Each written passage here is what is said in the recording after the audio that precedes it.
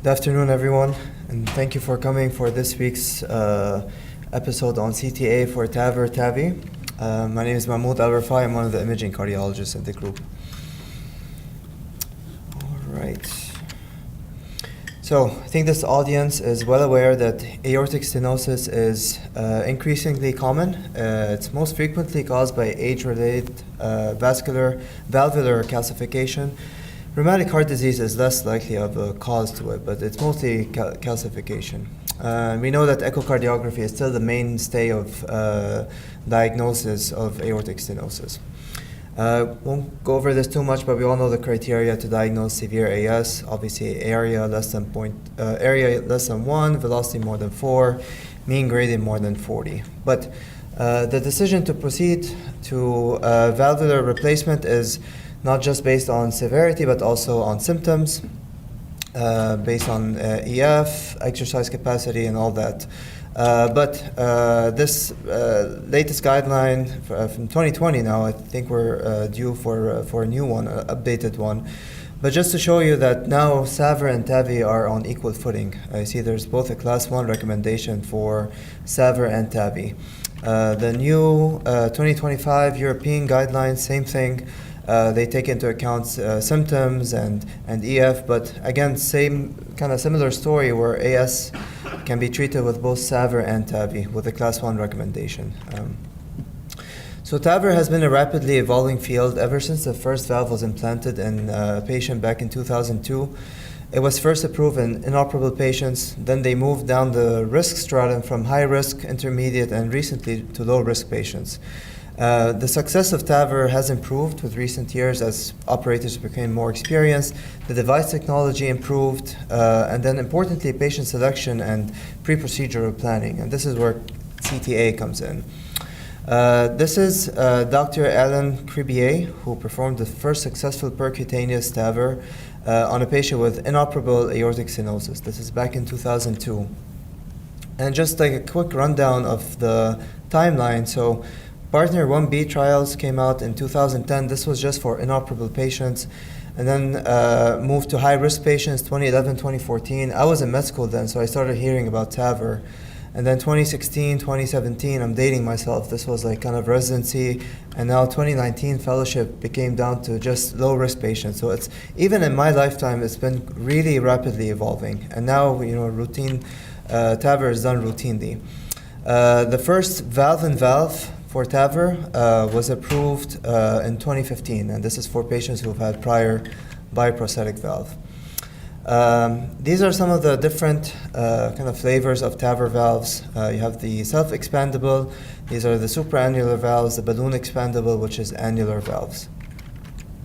But regardless if it's supraannular or annular, all TAVR valves share similar components. So they have this inner skirt, which is like the metal frame on which the TAVR valve sits on the native valve. You have this skirt, outer seating skirt, which kind of opposes to the valve edges and prevents paravalvular regurgitation. You have, of course, the valve leaflets, which obviously are open in systole and closed in diastole. So they're similar components. Obviously, this is the balloon expandable. So the supraannular, you see that the valve leaflets open above the annulus, whereas the self-expandable, balloon expandables, the self-expanding are the supraannular. These are annular. You can see that the leaflets open at the annulus. They're seated at the annulus. So where does CTA come in? It's for we're going to talk about the following over the course of this presentation. So we'll talk about the CTA data acquisition, what reconstruction we use, how to measure the aortic valve, the root, the annulus, the entire aorta. More for the annular measurements, coronary ostia, vascular access. We look at the coronary arteries, and of course, there's a big real estate that we're imaging. So there's a bunch of extra cardiac findings too. So first on the data acquisition and reconstruction. So the field of view that we're most interested in is the annulus, of course, and then the coronary. So we image a heart only with the EKG synchronized data set that covers, like I said, at least the aortic root, but we also cover the heart. So from at least the arch all the way to the apex of the heart, so we can look at the coronaries. We do a retrospective EKG acquisition, so the tube is on the whole time. And this is very important because you want to measure the dimensions of the aortic annulus, which is, the annulus is usually larger in systole, so you want to measure the annulus in systole. And we talk about a few exceptions. We measure the aortic valve area by planimetry. Echo is obviously derived with CTA. We measure it by planimetry. You want to measure at the widest opening during systole, and we measure at the leaflet tips. You assess the coronary arteries. Obviously, this is patients where we don't give them nitro or beta blockers, so you can have a lot of motion. So you have to go back and select the phase that has the least amount of motion so you can assess the coronaries. And I'll admit to you that sometimes even that is difficult. Coronary heights are assessed in diastole. And then patient has aortic regurgitation. You can also see there's lack of apposition of the leaflets in diastole, so you can measure the coaptation width. And then lastly, you can measure, because we're acquiring throughout the data set the cardiac cycle, you can measure end systole and diastole and have LVEF. And even if you have good contrast opacification of the RV, you can even measure RVEF. Now, this was for the annulus and the coronaries, but I mentioned to you that we also image, the entire aortic tree all the way from the carotids down to the mesenterics. And for that, we do a non-EKG synchronized CTA data acquisition, and this is mostly to assess the access sites. So the ilio, the femoral, the carotids, and then this is done with a helical high pitch, so it's patient moves quickly on the table, so not much radiation. And with that, you assess aortic dimensions, look for aneurysms, you assess the access vessels, is it good to go femoral, is it better to go carotid, and like I mentioned, there's a bunch of extra cardiac findings that we can look at. Some patient-specific factors, we usually use a tube potential of 100 kV for patients weighing less than 90 kilograms. But for patients who are a little bit heavier, we do a tube potential of 120 kV. And obviously, because we're doing this retrospective data set, that's a lot of radiation. So we try to obviously minimize radiation, but the number one priority is to get good images. So that's where the tube potential comes in with the heavier patients. In some patients with severe renal impairment, IV hydration pre-scan may be helpful just for renal protection. And you want to use beta blockers and nitrates very cautiously because we know those patients are preload dependent. The aortic valve calcium score is also done as part of the study acquisition. This is the same protocol that we do as with a regular coronary calcium score. It's done using the Agassiz technique.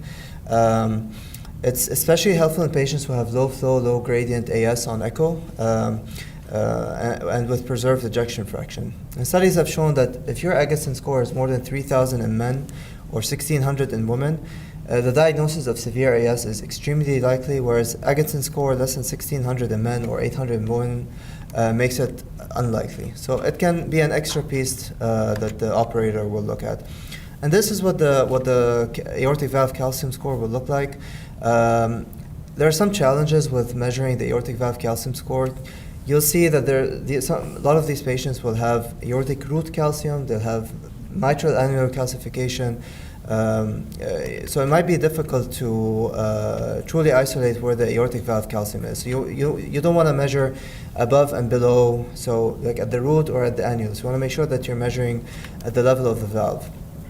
So it sometimes can be helpful to go different views, go up and down, make sure that you're only measuring the aortic valve calcium. Otherwise, you're going to overestimate. Just a quick reminder about the anatomy of the aortic valve. We know it's a trichromachural with 3 cusps, and you want to imagine that the nadir of each cusp forms this artificial ring, which is the annulus, essentially. Just think of each of these cusps. If you join them at their nadir and you just draw a ring, that's the aortic annulus. And keep that in mind when we talk about how we measure the aortic annulus, because you have to make sure that you're doing your measurements at that level. All right, so just a few words about the aortic annulus. It's a very dynamic structure, so it does change shape and dimension with changes in the cardiac cycle. So In systole, there's decrease in ellipticity and stretch of the annular contour, so you commonly have a larger annular area and perimeter as opposed to diastole. So you want to make sure that the measurements of the annulus are done in systole. You should make sure to identify what reconstruction phase that you're using that has the largest annular dimension, because that's going to help dictate what size valve you're going to pick. And then you have to make sure you take care to identify a phase with the least amount of motion. So good sharp contour so you can do accurate measurements. So make sure there's no motion artifact, double contour, or step artifact, because that can obviously mess up your measurements. Whenever we do the measurements of the annulus, I always go back to this very nice document from the SCCT back in 2019, and they outline very nicely how you go through the different steps of doing the annular measurement. So initially, so we have the axial image here, coronal and sagittal. So step one is to get your calipers, make sure they're perpendicular to each other. You put your crosshairs perpendicular both in the coronal and the sagittal. And then you go to your axial plane. Step one, you want to make sure you scroll down until you identify the lowest insertion point of the right coronary cusp, which is this most left anterior cusp here. The left coronary cusp is most lateral. You can separate right from left by seeing what coronary comes off. So obviously the left main comes off from here, the right coronary from here, and no coronary comes off the non-coronary cusp. So you scroll down until you identify the lowest insertion point of the right coronary cusp. Then you take your marker here and you rotate clockwise to identify the lowest insertion point of the non-coronary cusp. So at this point, you're at the lowest insertion point of two cusps, the right and the non. And then you take your marker here and you rotate until you no longer see the left coronary cusp. And then you're at the lowest insertion point of the left coronary cusp. So at this point, you reach the true aortic annulus because you're at the nadir of each of the three coronary cusps. And this is where you're going to do your measurements. Obviously, this was a phase that's in systole, so this is where we do our measurements. And then what we do is we just do a spline contour. You just literally will trace it out. You do the dimensions perpendicular to each other, major and minor axis, and then you'll get your perimeter and your area. Now, I do this all manually. Now in AI, all this can be done, and the software will kind of guide you on what to do, but I wanted to just go over the exercise of how to do it in case, sometimes the software is not as accurate, so you always have to know how to do it yourselves. So there's three ways of measuring the annulus. You can either do a freehand tool, you just put like dots. This will tend to overestimate your annulus, however. You can do a polygon, but this, again, has been shown to not be as accurate as the spline contour. Spline contour will give you the most accurate quantification of your annular dimension. I talked about this concept of annular dynamism. Like we said, the annulus is typically larger in systole as compared to diastole. You can see here with systole, it looks larger compared to diastole, with one exception or a couple of exceptions, one being patients who have septal hypertrophy. Septal hypertrophy, in this case, you can see the septum kind of pushing on the annulus, versus in diastole where the ventricles relax. You can see that the annular dimensions are larger in diastole compared to systole. So this is one exception where you would want to measure your annulus in diastole. Balloon expandable valves are largely are sized on the basis of annular area, whereas the self-expandable devices rely on perimeter. So typically in the TAVR report, you'll see both annulus perimeter and area, and then the operators can kind of use that information and go from there. A few words about landing zone calcium. Where you land the TAVR valve, obviously the native valve is heavily calcified. Calcification involves the cusps themselves, the annulus, and the LVOT. And that can pose some challenges when you're implanting a TAVR valve. So if you have severe calcification of the LVOT and the valve, that's associated with a higher risk of perivalvular regurgitation. And even if the calcium protrudes into LVOT, that also can increase the risk of annular rupture as well. So we always make note of calcification below the level of the valve. So you can see this patient has aortic root calcification. Obviously, the valve is heavily calcified, but there's also subvalvular calcification at the level of the both the annulus and the LVOT. So you want to make sure that you report these to the operator, because protruding landing zone calcification, especially those beneath the non-coronary cusp, has been shown to be most closely associated with annular injury. Especially if you're doing aggressive oversizing that can lead to annular rupture. This is some examples of how you want to grade annular calcification. So mild, you just see a single, non-adherent, it's not protruding really into the annulus. Moderate is when you see two or more nodules that begin to protrude along the annulus, and then severe when you have single or multiple that protrude, like this is almost like a third of the way into the annulus. So this is very concerning, and this is actually at the level of the non-coronary cusp too. So this is something that you will want to make note of in the report. Coronary ostial height is important to accurately measure, because a low ostial height of less than 12 millimeter can denote an increased risk of coronary occlusion. Again, you're putting this TAVR valve. If you put them flush with the ostia of the coronary, you can imagine what can happen next.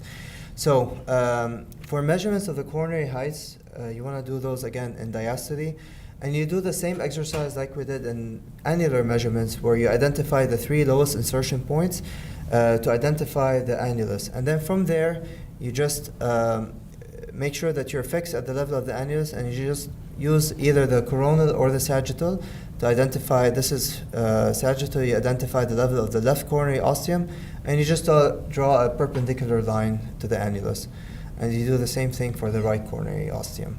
Again, with AI software, these are all done for you, but it's good to do these exercise yourself. Any questions so far? This is really the bulk of TAVR measurements, is the annulus and the coronary ostia. Next, we'll go over some measurements of the aortic root, the aorta, access sites, and all that. So aortic root obviously sits above the annulus. So you want to scroll till you get to the level of the aortic root. I will just typically measure from here to here, just to give the aortic dimension, but we also include in our report all this commissure to ostia, all these different measurements we also include in the report. Typically, they're all symmetrical. You should get similar measurements, just a few millimeter difference. Obviously, if you have, so you can have one of the cusps dilated more than others. This is where it's helpful to include the different measurements. The sinotubular junction is what separates the aortic root from the aorta. So you scroll up from the aortic root till you get to the level of the sinotubular junction here. And then you do this double oblique view, right? So you're always oblique in this view and in this view, both the coronal and the sagittal, and you measure off the axial. So I got 32. The mid-ascending thoracic aorta is usually measured at the level of the bifurcation of the pulmonary artery. So you identify that level, and again, double oblique view, and you measure these 2 dimensions.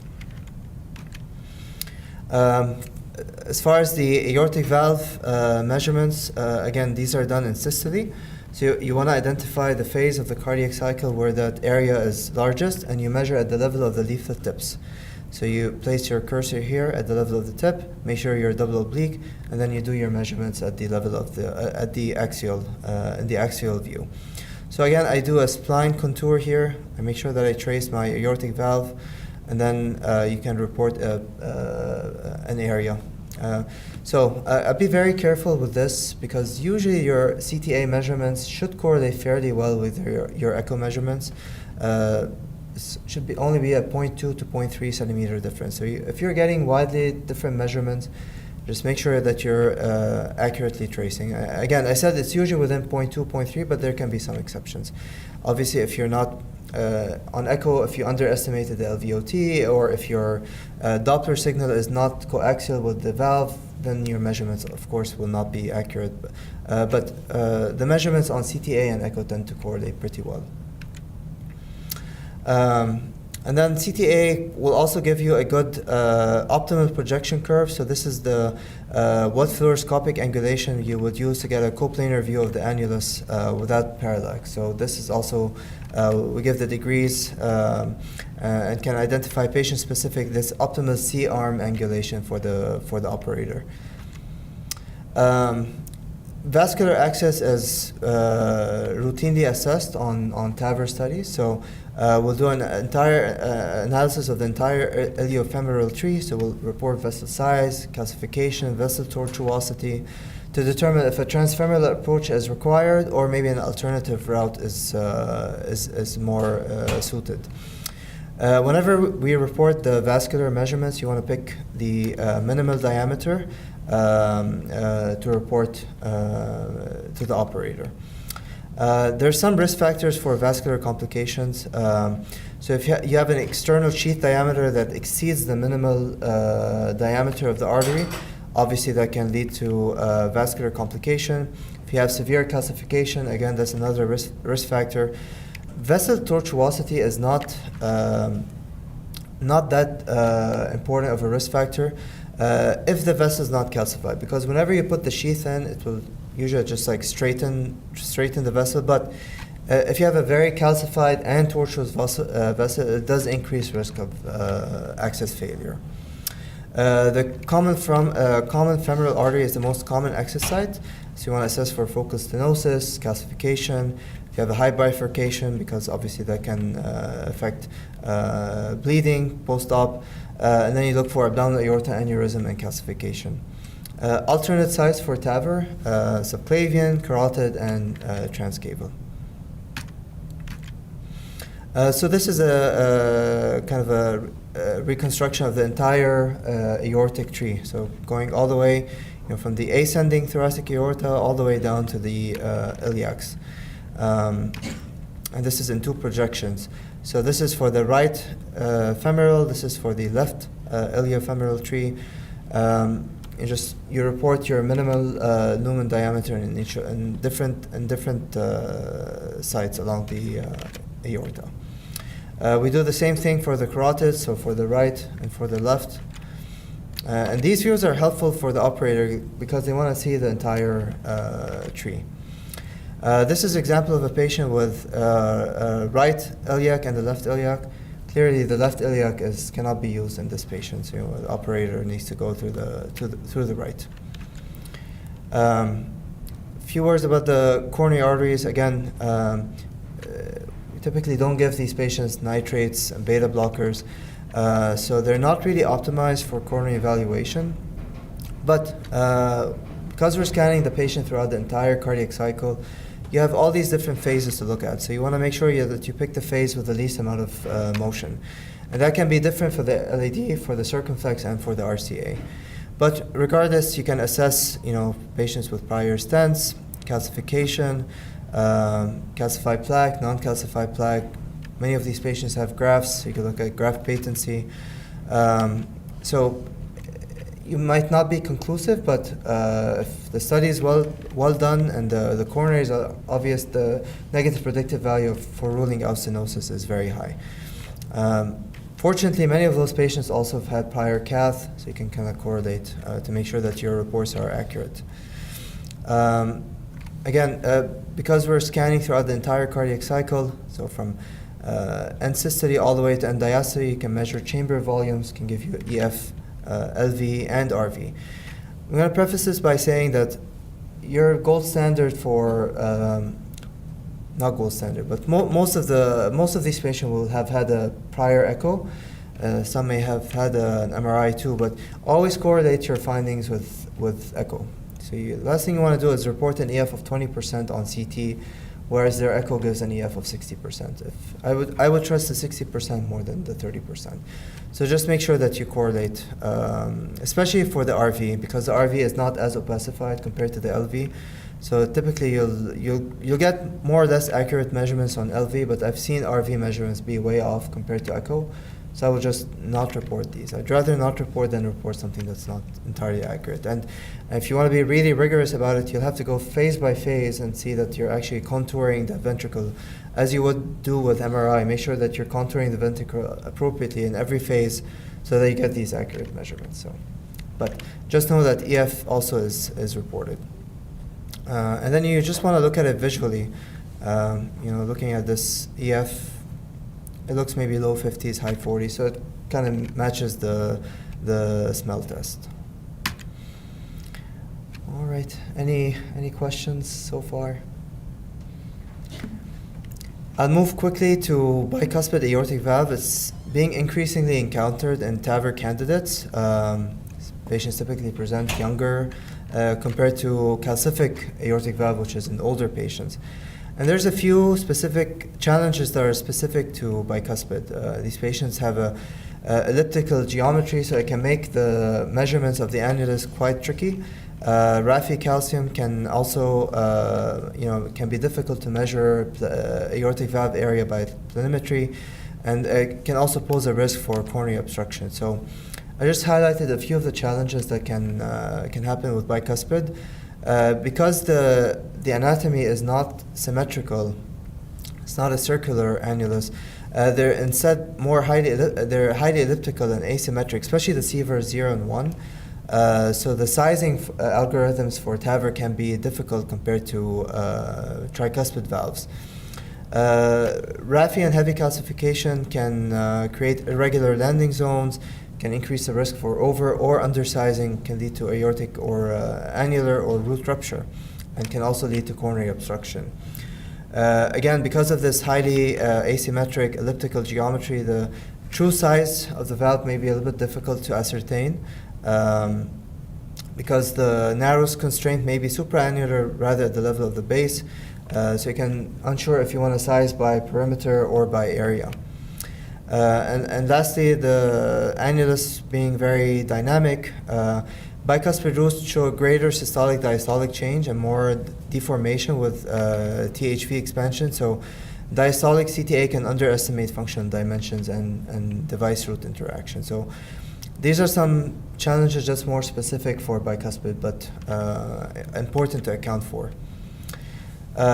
We talked about this big field of view in these patients. So TAVI, again, has been frequently done more in younger patients, so you increase the relevance of incidental findings. So I've reported, nodules, masses, PE. You can even look at the pancreas, you can look at masses. So it's very important to carefully review these images to report any incidental findings. This is a patient who had a PE study that I read. So very important to look at all the different organs. CT now this was all pre-procedural. For post-procedural monitoring, CT is not routinely performed, right? So this is done with echo. You want to make sure that you do echo follow-ups on these patients to look for any increase in gradient or velocity that can point towards maybe an obstruction somewhere in your valve. So CT for post-procedural monitoring is only an adjunctive modality to echo when you're suspecting valve thrombosis, infective endocarditis, or any structural degeneration.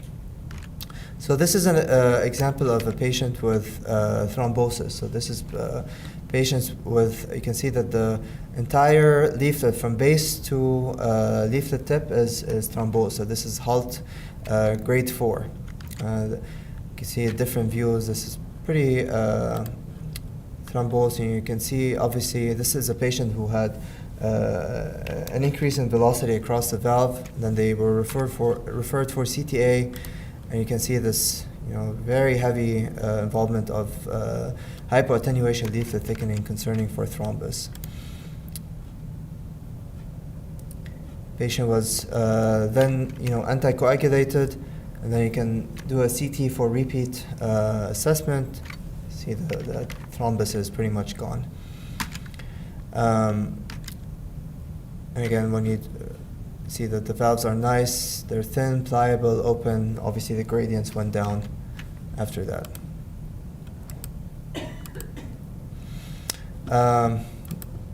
Oops. This is just another view. So how do you distinguish thrombus from pannus? So usually thrombus will involve the leaflet itself. Pannus is more at the level of the ring, so at the annulus. The attenuation HU for thrombus is on the order of 70 to 80, versus pannus is more on the 200, 300. So it's a much higher attenuation compared to thrombus. These patients can also have structural degeneration. See, this is a patient on 2D echo. You see there's this, paravalvular regurgitation, looks pretty severe. So this was just done for, post-op TAVR evaluation for, I think this patient had a TAVR valve implanted like 2 years prior. On this CT non-contrast, you can already see that a couple of these leaflets are very calcified. It's important to look at the images. If you're suspecting any valve degeneration with calcification, it's important to look at the images without contrast and then also with contrast, because the calcification tends to bloom more on the non-contrast images, so you can underestimate calcification on the contrast images. You can see here this how it looks in this view. This is the patient with, I don't know if the image is projecting very well, but you can see that this leaflet is just flailed. It's just, when it doesn't close, it just kind of goes like this. So this was another example of a patient with very severely calcified valve. See, even on the non-contrast image, you can see that all valve leaflets are heavily calcified. So calcification can, if only one leaflet's involved, if it's calcified, it can flail. If it's all three leaflets are involved, the calcification can lead to stenosis. So you can get a flailed leaflet with severe AR, you can get a heavily calcified valve with severe stenosis. So both spectra you can see with these complications. So we're increasingly doing this valve-in-valve, so patients with a prior bioprosthetic, whether it's surgical or transcatheter, if they have some kind of complication, obviously, then you want to implant a new TAVR valve. So CTA is also done for pre-procedural planning in these patients. So you want to make sure you identify what valve was implanted, the size, so you can do some measurements, if it's stented or stentless, if it's intraannular, supraannular. You want to assess the sewing rings at the level of the annulus.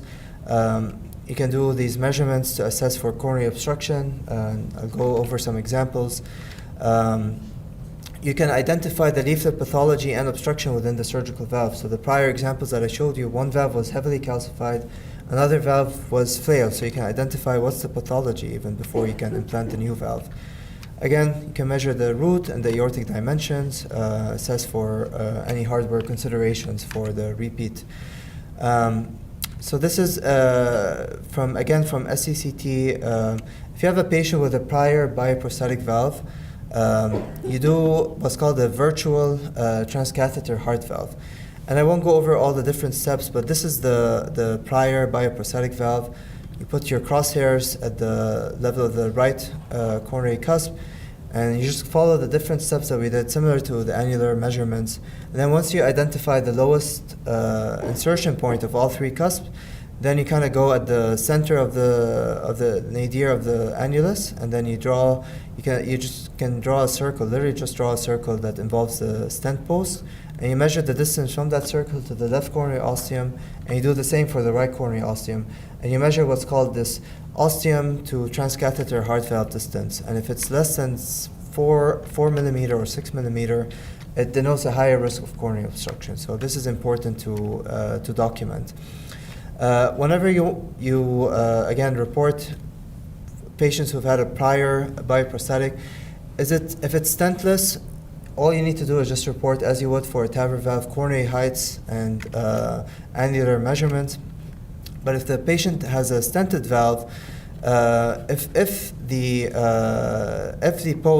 stent posts are below the level of the coronary ostia, then there's virtually no risk of coronary obstruction. But If the stent posts are above the level of the coronary ostia, then you have to do this virtual transcatheter heart valve to coronary ostia distance.